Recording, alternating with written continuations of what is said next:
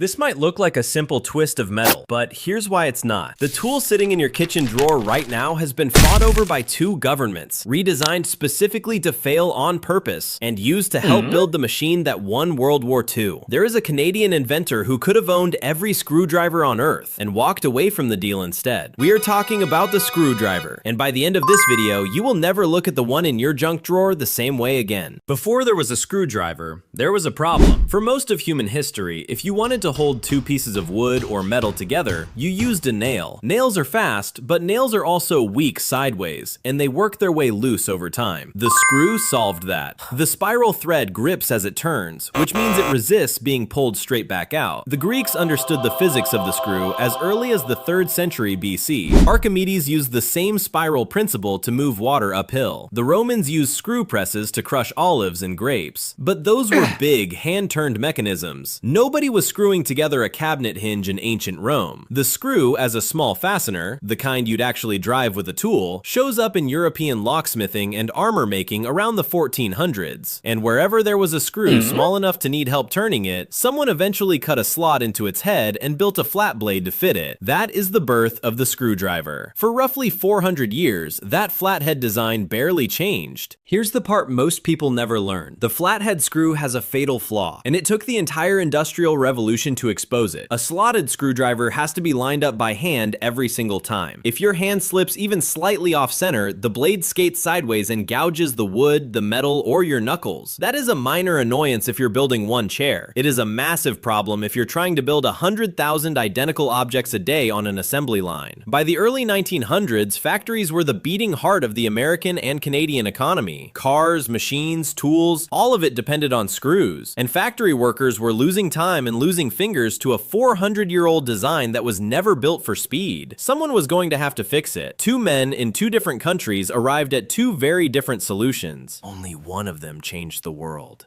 In 1908, a Canadian inventor and salesman named Peter Limburner Robertson was demonstrating a spring-loaded screwdriver when it slipped and tore open his hand. That accident sent him looking for a better design. What he came up with was elegant. A screw head with a square-shaped socket instead of a slot. The square shape self-centers the driver. It does not slip. It does not cam out. You can even balance the screw on the tip of the driver before you start turning, which sounds small until you've tried doing that with a flathead. Robertson's square drive screw was, by almost every engineering measure, better than what came before. Factories that adopted it saw faster assembly and fewer injuries. Ford Motor Company noticed. Henry Ford himself wanted to license the Robertson screw for his production lines. And this is the part of the story that should make you wince. Robertson, burned by a previous business partner who had stolen one of his patents, refused to license the design freely. He wanted total control. He set up a manufacturing plant in England to protect his rights personally, and it failed. Ford, unwilling to depend on a single overseas supplier for a part that critical, walked away from the deal entirely and went looking for someone else. One man's need for control kept his own invention out of nearly every factory outside Canada. The Robertson screw became, and remains, hugely popular in Canadian carpentry and hardware, but the rest of the world never got the memo. This decision seemed small at the time.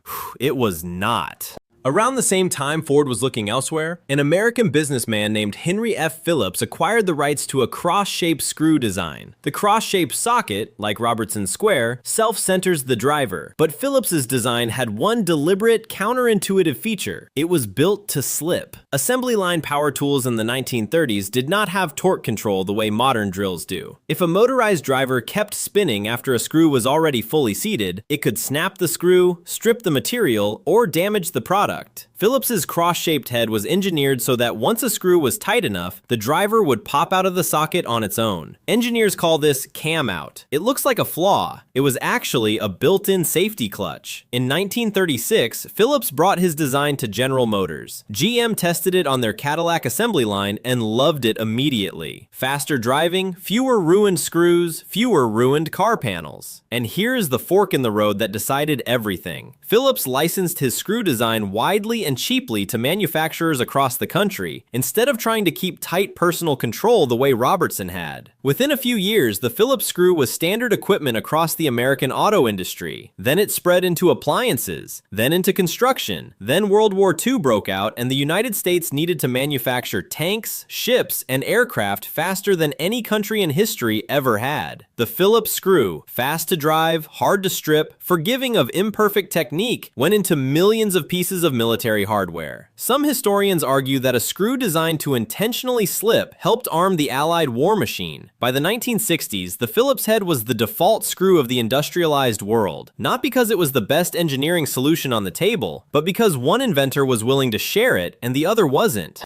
If you've ever opened a drawer full of mismatched screwdrivers, this is why. Once companies realized that owning a screw design meant owning a piece of every factory that used it, everyone wanted their own. Torx, with its six-pointed star shape, was developed in the 1960s for the aerospace and electronics industries because it handles even higher torque than Phillips without camming out at all. Robertson square drive quietly kept thriving in Canada and eventually found a second life in modern deck building and furniture. IKEA popularized the humble hex key, turning millions of people into part-time furniture assemblers with a $5 bent piece of metal. Today, the cordless drill driver has replaced the hand screwdriver for most serious work, but the drive head debate never really ended. Woodworkers argue about it, mechanics argue about it. There are entire online forums dedicated to defending Robertson's square drive as the superior design that never got its due. A tool this small shaped car manufacturing decided the outcome of licensing battles between two stubborn inventors and quietly rode along inside the machinery of a world war. The screwdriver in your kitchen drawer is not just a twist of metal, it's the leftover evidence of a 100-year-old argument about control versus growth, and one side clearly won. If this surprised you, subscribe! There's a lot more hidden history sitting in the objects you use every single day, and we're covering one every week.